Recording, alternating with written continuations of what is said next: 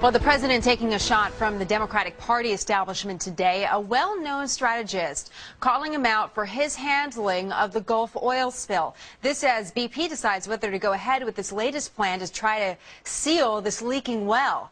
For the White House, the sooner it stops, the better for all of us, really. Shannon Bream is live in Washington. So, Shannon, tell us a little bit about some of the president's biggest supporters now losing their patience.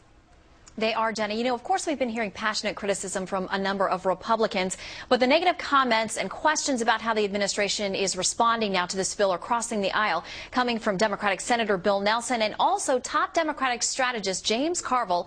Listen to what he had to say. They could be deploying people to the coast right now.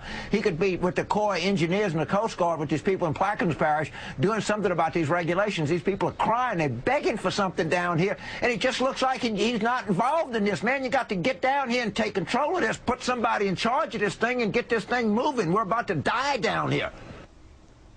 You can hear the frustration, Jenna. It's certainly coming from both sides of the aisle now. Now, we've been reporting that the president is holding a news conference tomorrow. How much trouble is the administration having actually putting together a unified message? Well, it's been interesting because on the one hand, we have these strong comments from administration officials saying we're the ones in charge, we are calling the shots, but then also having to acknowledge that the government doesn't actually have the technical expertise and equipment to take over the logistics in this situation.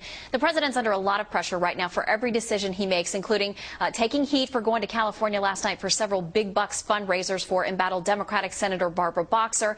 And also we have the issue of EPA Administrator Lisa Jackson. She was also scheduled to headline a Democratic fundraiser in New York. That was canceled after a number of critics started questioning why she'd possibly have time to do that, given the situation in the Gulf, Jenna.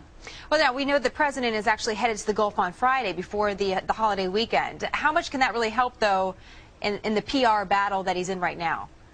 You know, he could capitalize and really turn the tide there. A lot of people are saying he needs that so-called bullhorn moment when it looks like he's in charge, he's confidently handling the situation. Maybe happens during the press conference tomorrow, maybe on Friday when he visits the Gulf, but not everyone's convinced that can happen, including Karl Rove. Here's what he told us this morning. The PR gesture is not it. It's showing up there is important. And remember, he showed up late. He didn't show up in the first week. He waited for, I think, 8 or 9 days in order to show up.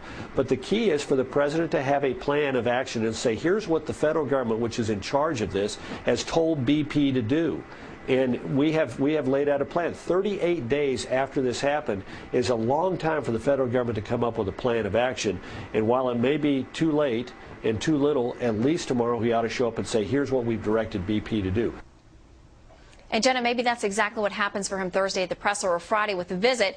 He could really regain control of the PR situation here. All right, a big couple of days ahead. Shannon Bream for us down in D.C. Thanks, Shannon.